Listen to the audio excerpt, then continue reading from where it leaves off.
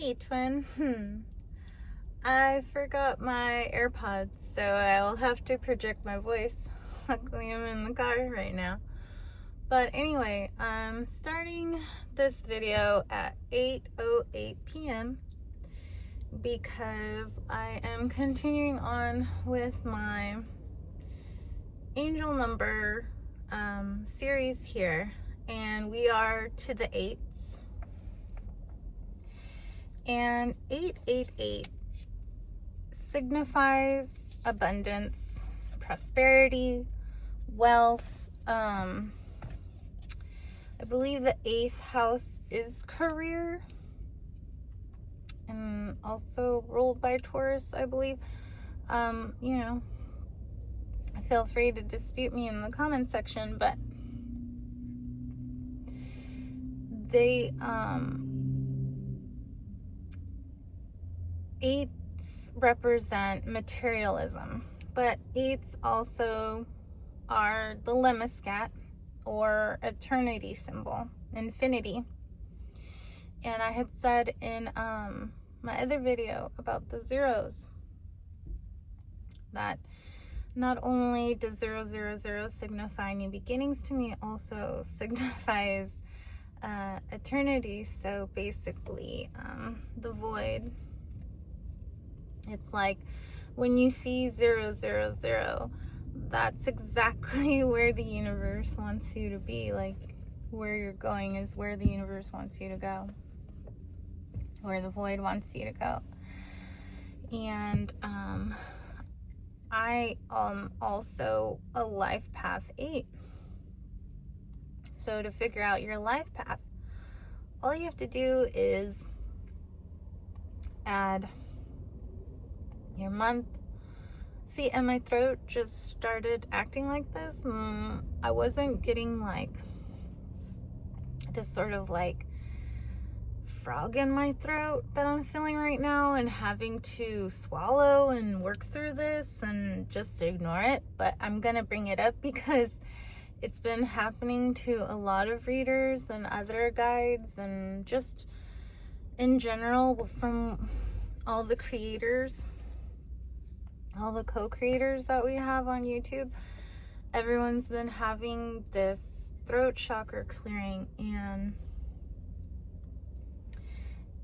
a lot of it is because these messages are meant to get out there, but it's just I'm not saying, it's kind of like the devil card energy, or maybe subconsciously we're working against ourselves with speaking our truths and being authentic and holding our boundaries and maintaining our standards. But to figure out your life path, add your month to your day, and you add your year, and you just reduce it all down until you get a single digit. And when you add everything up, if you get 11, 22, or 33, then you are on master builder life paths. All of us are ascended masters. All of us are master builders. 409, as I said that, universe, thank you. But with those life paths, it's I suppose a specialized field that they travel in. But as a life path 8, you definitely embody the energy of money. You definitely are money. I mean, we all are money. But life path 8s tend to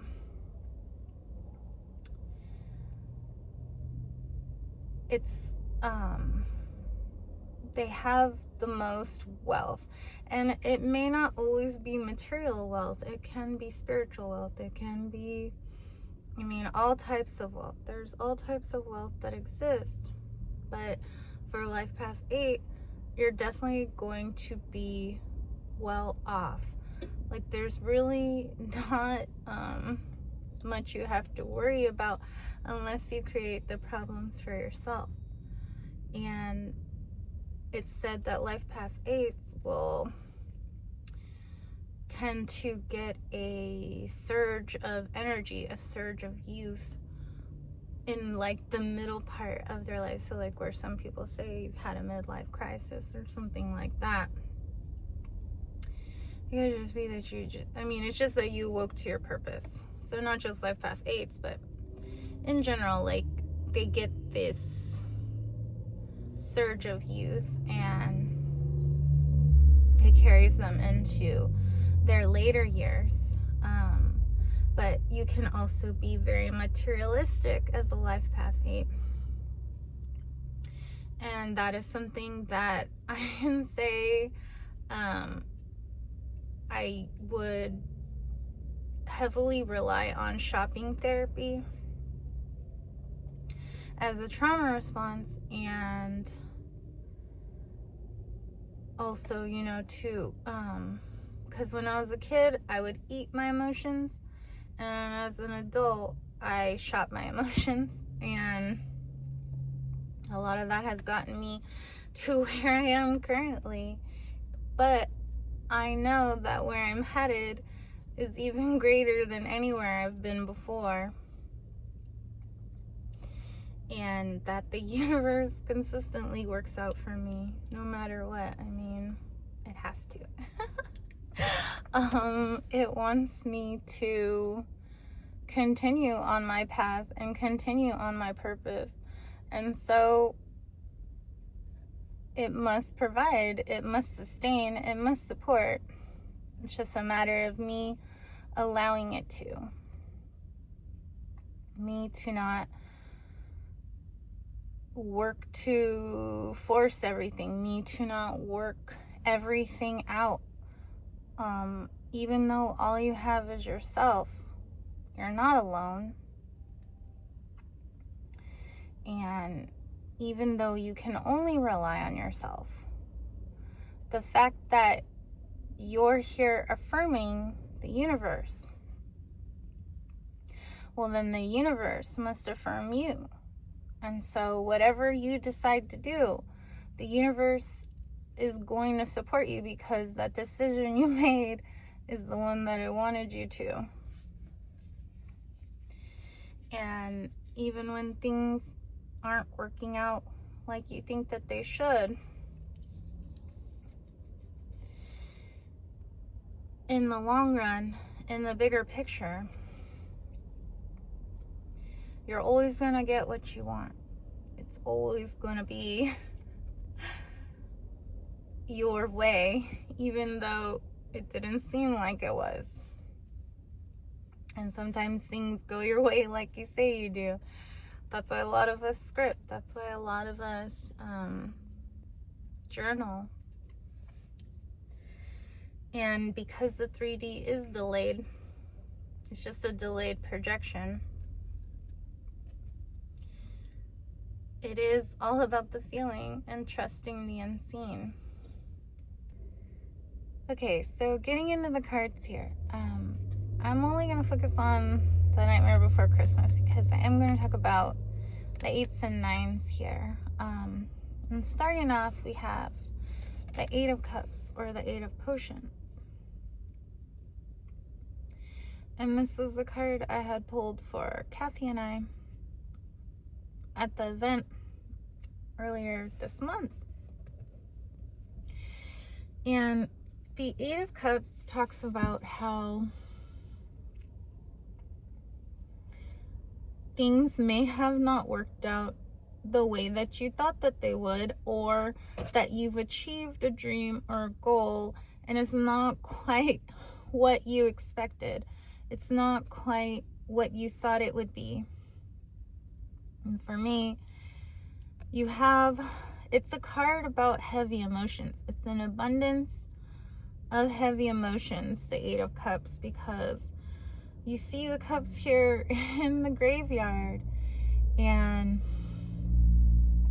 I mean, you have the fog rolling in there.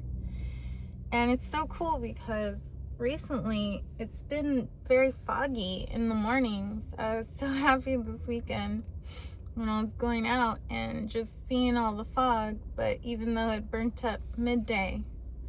But this morning it was pretty heavy, and I was taking my sons to school, and my eldest was like, the fog, it's like you're not going anywhere. He's like, I feel like we're going so slowly. And I'm like, yeah, that's the trick of fog. It makes you think that you're stuck, that you're not moving. But if you go faster, you can crash. You can have an extremely unfavorable experience because of the fog. I was like, oh, it's just getting me ready to drive in England when we move out there in the future. I go, because it's going to be like this all the time. He's like, yeah, I'm looking forward to it. I'm like, yeah, me too.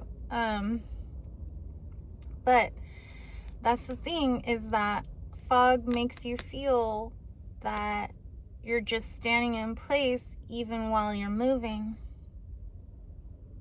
So just take extra care to watch your steps and look before you leap. I mean, it may be hard to see. And also my nose has been itching too, and it's only when I start my videos. Like, my nose starts itching, my throat starts drying up. It's okay, I'm not gonna stop though. I persist. So it's yes, another card about taking a new perspective. So you get to the point where you achieve the goal, your manifestation materialized, and it's not quite what you thought it was. So I'm just hearing, be careful what you ask for, because you're going to get it. You are going to get what you ask for. So it's best to be sure it's what you truly want, that it's what you truly see for yourself. I had posted a video from, I believe it's There's No Business, like show business, where Marilyn performs a song. What is it called? Basically, it's in my community tab. And my community tab is open to subscribers to post questions and comments and whatever you'd like to share with me. So feel free. But it's on there. It's basically, you want what you want until you've got it. So yeah, this card is just signifying that it's kind of like playing off the Seven of Needles, to be sure and be honest with yourself of the path that you want to take, of the purpose that you want to pursue, of the relationships that you want to connect, because you will get them. You can't fail, twin. You literally can't. So then we have the Eight of Swords, or the Eight of Needles. And here we have Sally sewing herself back together. So yeah, this is basically just a card about how quickly do you pull yourself back together. You know, you face challenges, you face trials, and how quickly do you come back from them? How quick, you may fall into an abundance of deep thoughts, or maybe even some intrusive thoughts, because Sally will throw herself out of a window just to get away from Dr. Finkelstein. But the thing about Sally is that she's a rag doll, so she can just pull herself back together. But essentially, these are all metaphors. So basically, how soon do you come back to center? How soon do you remember? Because that's why we're here in this experience, to experience all the feelings, to experience all the thoughts, to discern our actions, to discern our words. And this is just like, how soon do you remember that you have all the resources within you to collect yourself, get back up, and keep going?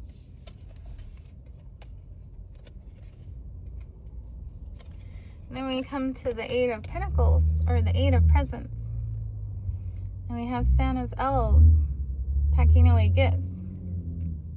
And the Eight of Pentacles talks about hard work, dedication, commitment, all hands working together. Many hands make light work. And it, like, they work till the very last second to make sure that Christmas goes off without a hitch. They work tirelessly, endlessly, limitlessly to spread joy, cheer, and love to others, because that's their purpose. It makes them feel good. It gives them limitless joy and peace and happiness to share, to be of service.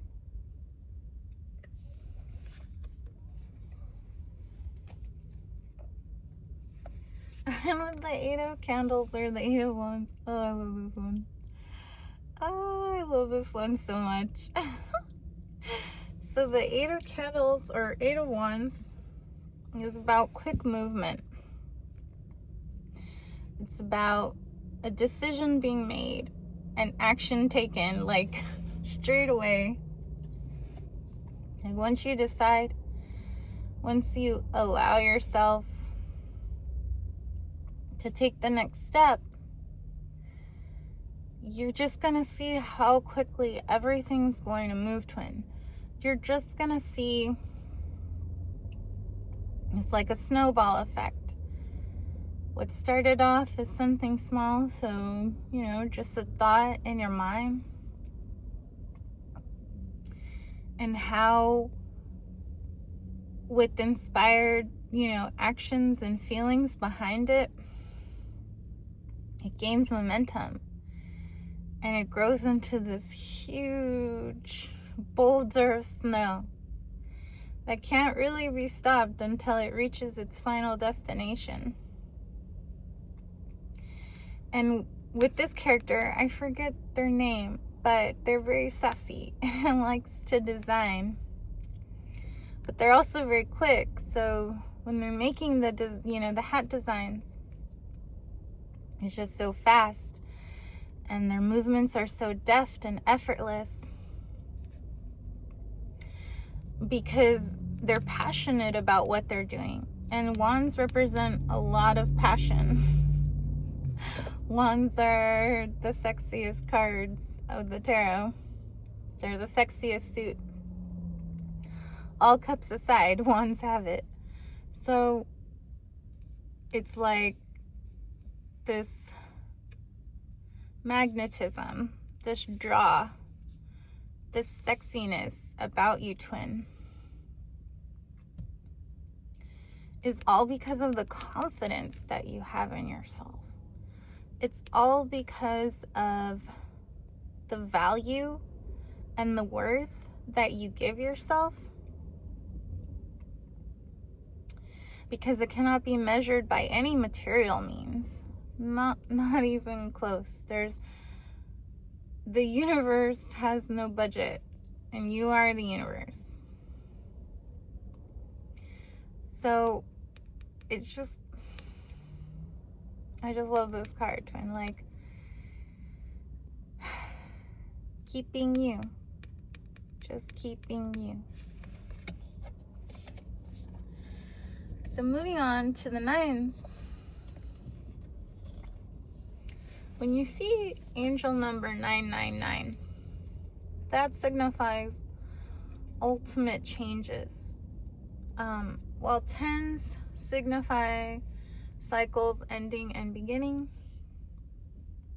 9s are complete endings. Like, it's just quantum shifts. That's what the 9s represent. And I was telling my eldest the other day, I was like, it just dawned on me as I was driving. A lot of times things just dawn on me while I'm driving. And I can't write them down. And maybe I can get Siri to make a note for me if he'll listen to me while I'm driving. Because a lot of time, because it's in driving mode, I'll say, hey Siri, make a note. And then it goes silent. I'm like, eh. But anyway, I was telling my eldest, I was like, any number below 9 that you add to 9, when you reduce the sum, it goes back to the original number that you were adding to 9. So I was like, if you add 4 plus 9, you get 13. But if you add 1 to 3, it's 4. And then if you add, 8 to 9, you get 17. You reduce it down, it's still 8. I was like, that's because 9 is the father number. 9 is the rhythm of 9 is the number of the universe, basically. 9, and I told him, I was like, to me, 9 is the father number and 8 is the mother number. If you listen to 432 hertz, that adds to 9. And 432 hertz is the rhythm of the universe. So it was just like, okay. And a lot of spiritual guides say that we are in a 9 year, because adding 2 plus 0 plus 2 plus 5 equals 9. That we're in an ultimate change year, like ultimate ending. But there's been other people I've seen, like Mark Cotton, and he said that we're actually in a 7 year. He goes, because yes, you have 2, he goes, but then you have 0, which is a new beginning. So basically cancels out the 2, and then you have 5 and 7, which is a 7. And something inside of me says, yes, I agree with that, because I do feel like this is a 7 year that we have been in, where a lot of us, majority of us, are coming into alignment with our purpose, with our highest excitements, with our roles that we're meant to embody in this story, in this narrative, in this new earth. And that we're all coming into our abundance next year, when in the fire horse year, because it will add to 8. And 8 is abundance. 8 is eternal. So it's just pretty cool how all of us have our perspectives and our values and opinions to impart to one another. So whatever you feel, twin, that's what's for you as well. But starting off here with the 9 of, this is the same. 9 of Cups, or 9 of Potions. And in the traditional tarot, the 9 of Cups is the wish fulfillment card. It's generally a masculine figure sitting very pleased with himself, because he has 9 golden chalices lined up behind him. He's just sitting pretty, right? And with this card, we have Sally's cabinet full of her potion jars.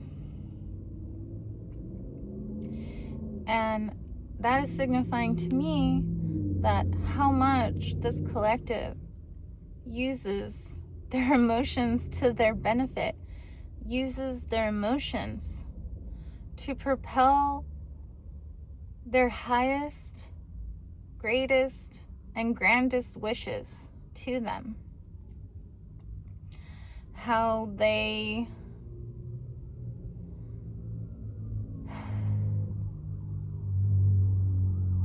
remember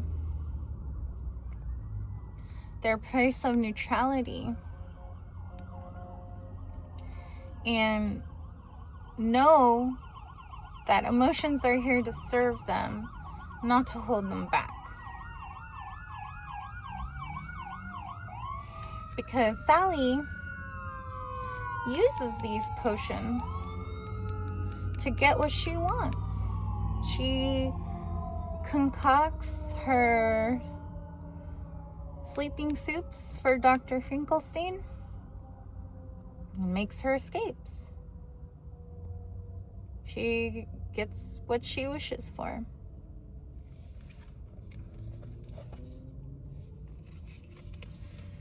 And the Nine of Needles, which is also the Nine of Swords,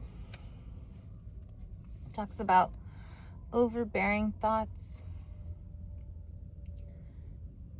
It is also a card of intrusive thoughts as well. Mostly it's about overthinking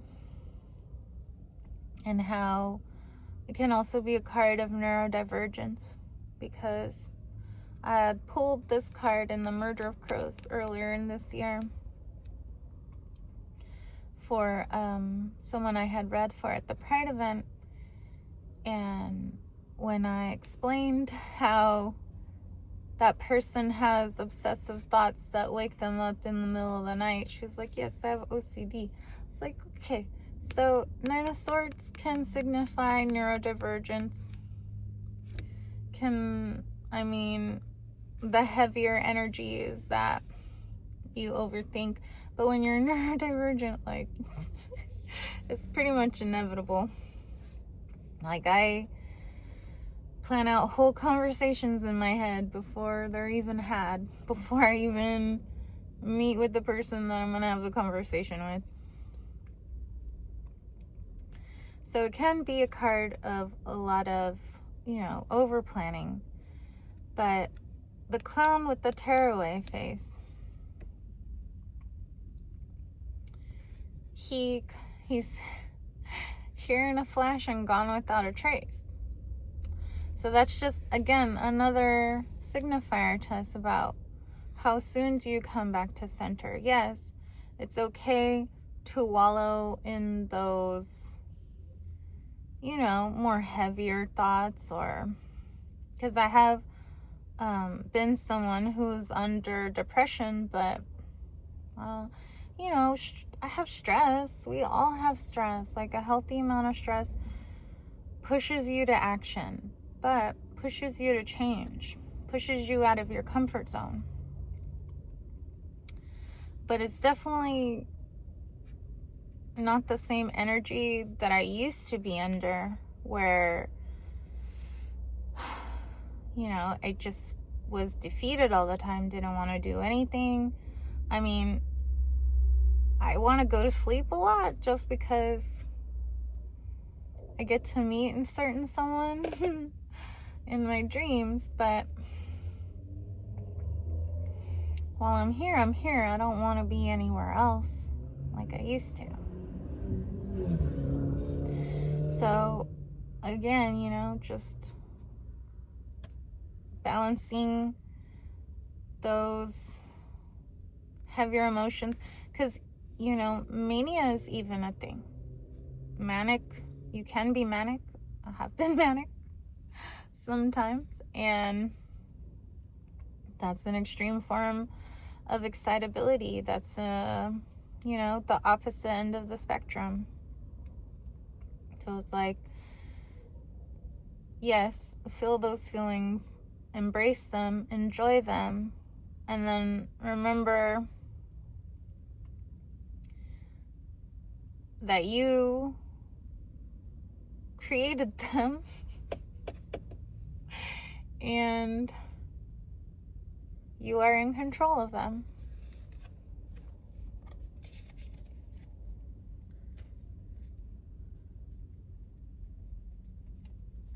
Nine of Wands is a heavier card.